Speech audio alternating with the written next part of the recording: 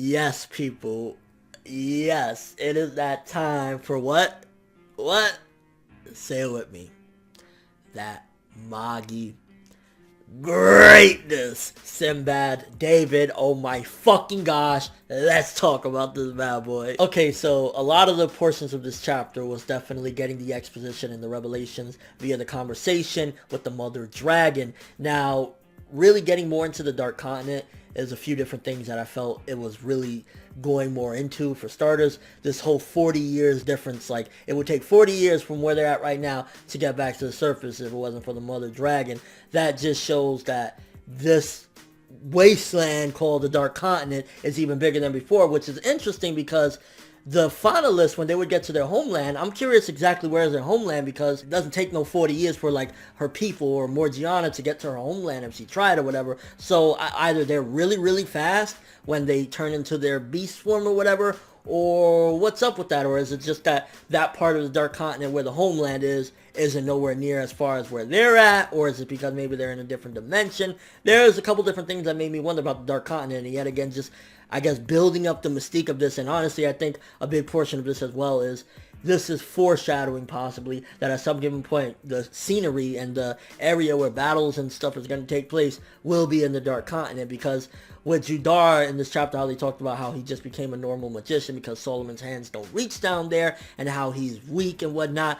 Aladdin ain't weak. Aladdin, one of the things that Magnustar did is get rid of that problem that even if he didn't have the backing of him being a Magi, he would still be able to kick some fucking ass because he trained in Magnustar or whatever. Meanwhile, Judar, he needs the training, which I really wish that he would have been out the game a little bit more as well, and he would have got the ability to train and whatnot, so that way he could be a strong magician just by himself. It would be different training from what Aladdin had in Magnustar, because I mean that was like a school in a contained area. He was just like out in the wilds of fucking nowhere, so that would have been a little bit of better build up for him. But regardless of what, I think more and more is foreshadowing at some given point the area where the manga is going to take place will be in the Dark Continent, whether it's in the finalist homeland or just in the dark itself. Something's going to happen where we have to go there again and everyone's going to have to fight. I mean, just think about it. If it strips people's Magi powers, then it'll just be like regular magicians fighting, and Aladdin won't have that, you know, extra protection, and Judar won't have that, and all the other ones as well, because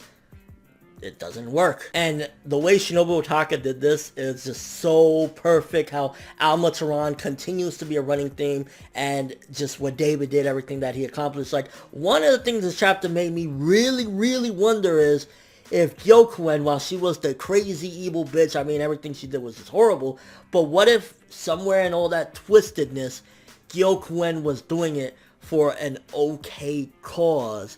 Because she worshipped God, Il-Elah. She didn't worship David.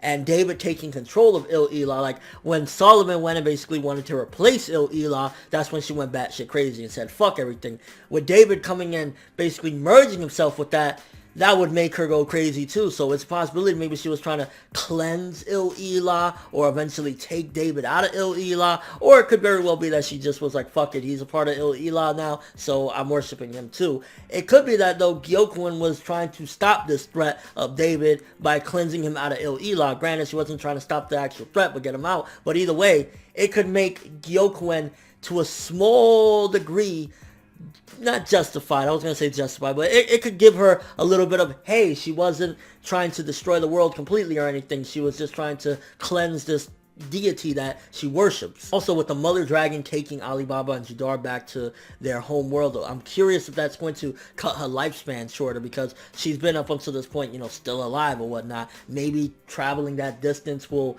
weaken her or whatever. It's a possibility we can see the death of the mother dragon as well, which is this big dragon of knowledge. So getting rid of that will make things a little bit more difficult when they're looking for answers. And I'm wondering, because the mother dragon said she really didn't sense this entity of David until the summit.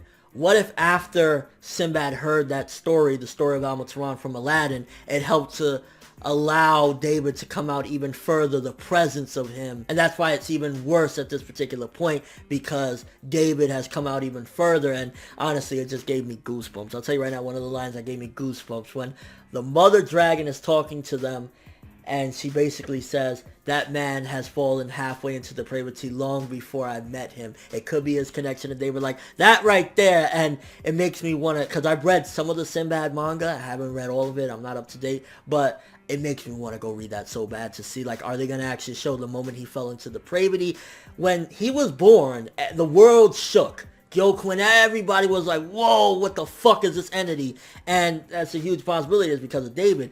Maybe some of the events in Sinbad's life slowly helped to awaken those aspects within him, because when he was born already, he probably had that huge connection to David. Maybe he's the reincarnation, maybe there's a huge, whatever connection, but maybe small events throughout his life continue to help him fall halfway into depravity, but Sinbad's such a beast that he just doesn't fall full, all the way in. Maybe the death of his mother was one.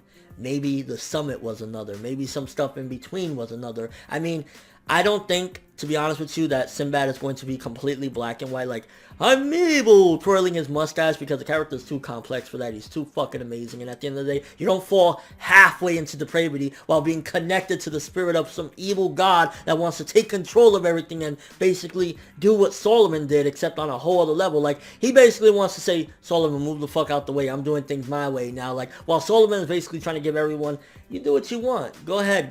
David wants to say, hey, you little shits.